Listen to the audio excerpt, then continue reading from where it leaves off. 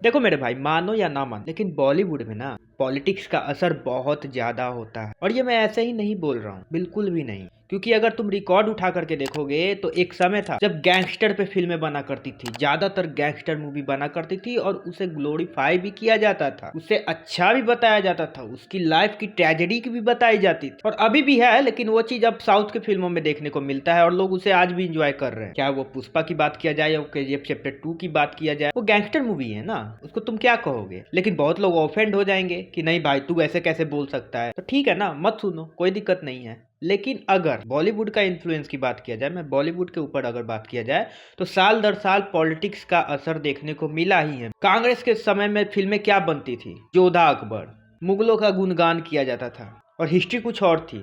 वही चीज अभी बीजेपी के समय क्या बन रहे हैं। अब देखो, तुम लोगों में आपस में मतभेद होगा कि तुम बोलोगे कि नहीं यार, यहाँ पे जो है वो चीज़ें गलत थी, वहाँ पे ये चीज़ें गलत थी। मैं यहाँ सच्चाई की बात कहना चाहता हूँ। क्या हमारे टेक्स्ट बुक में ये चीज़ नहीं लिखा गया है? क्या हिस्ट्री में ये चीज़ नहीं बताई गई है जो अभी की फिल्में बन रही है? छावा को लेकर के ही मैं बात करूँ, लोग बहुत सारे लोग बोल रहे हैं ना कि यार इसमें तो ये ऐसे करके दिखाया गया, वैसे करके दिखाया गया। तो भाई थोड़ा सा समय निकाल करके तुम टेक्स्ट बुक पढ़ लो, नहीं तो गूगल ही कर लो, सच्चाई तुम्हें पता चल जाएगी। फिर भी देखो, साल दर साल ये चीजें होते गया कि कभी भी कोई चीज होती है ना तो कोई कुछ लोग जो है उसके अगेंस्ट होते ही हैं खड़े। मेरा मकसद वो नहीं है, मेरा मकसद ये है कि फिल्म में सच्चाई कितनी है। अकबर को लेके फिल्म बनाया गया, महाराणा प्रताप को मेंशन तक नहीं किया गया। अकबर के लाइफ का सबसे बड़ा ट्रेजेडी जो था वो महाराणा प्रताप नहीं दिए थे। पूरी लाइफ अकबर जो है वो परेशान रहा था, लेकिन फिल्म में मेंशन ही नहीं है भाई। हमारे महाराणा प्रताप पे एक फिल्म तक नहीं है, मेंशन तो छोड़ दो। ऐसा क्यों हो रहा है? क्योंकि कहीं ना कहीं ग्लोरीफाई किया गया ना मुगलों को। कहीं ना कहीं हमारे टेक्स्ट बुक से हमारे अपने वीर योद्धा के बारे में पढ़ाई ही नहीं हुआ ना, और वही चीज कहीं ना कहीं प्रॉब्लमेटिक थी। अब जो है वो चीजें निकल के आ रही हैं, सच्चाई बाहर आ रही है। रियलिज्म को ज्यादा प्रमोट किया जा रहा है तो लोग बोल रहे हैं कि हाँ भाई यहाँ पे तो भगवाकरण किया जा रहा है बॉलीवुड को। ऐसे बोलने से कुछ नहीं होता है। अगर सच जानना है, तुम्हें फैक्ट जानना है, तो कहीं ना कहीं तुमको पढ़ना होगा, हिस्ट्री को जानना होगा, डीपली नॉलेज करना होगा। ठीक है ना, एनसीईआरटी के बुक में नहीं है, हमारे अपने लोगों के बारे में नहीं है।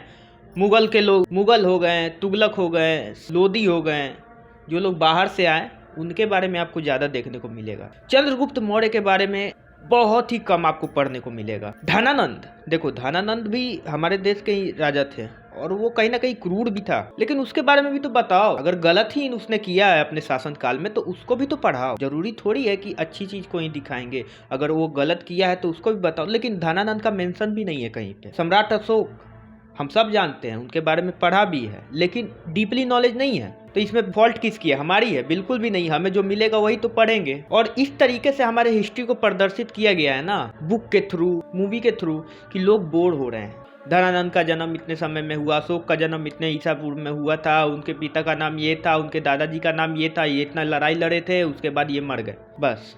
अब इसमें क्या है? इसमें क्या स्टोरी निकल के आ रही है? वहीं पे अगर बात किया जाए तो औरंगजेब के भाई का नाम था दारा सुजा मुराद औरंगजेब। पिता शाहजहां ने ताजमहल बनवाया अपने मुमताज के याद में, बहुत अच्छे से उल्लेख किया गया है। मैं उसके खिलाफ नहीं हूँ मेरे भाई। मैं ये बस चाहता हूँ कि जो चीजें उधर बताई गई है कम से कम इधर भी तो पढ़ाया जाए। जो हमारे इतिहास, जो छत्रपति शिवाजी महाराज की जो वर्ड है स्वराज, जो अपना राज्य था, अपने लोगों का राज था, उसके बारे में तो पढ़ा देते, बट वो हुआ नहीं। और फिर क्या है? फिर हम ही लोग अपने आप पे सेल्फ डाउट करने लगते हैं कि यार हम लोग पिछले थे क्या इतने।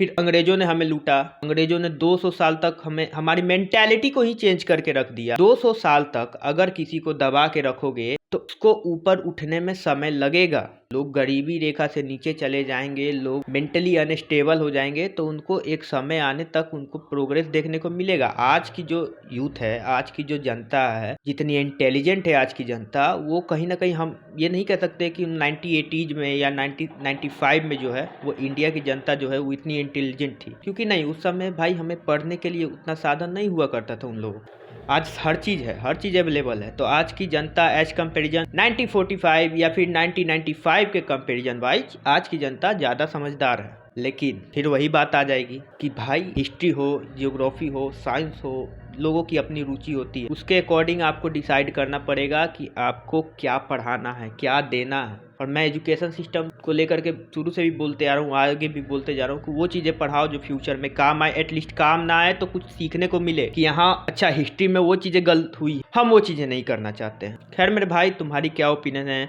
कमेंट सेक्शन में जरूर बताना। वीडियो अच्छा लगे तो सब्सक्राइब करके जाना। मिलते हैं अगले वीडियो में, तब तक के लिए बाय।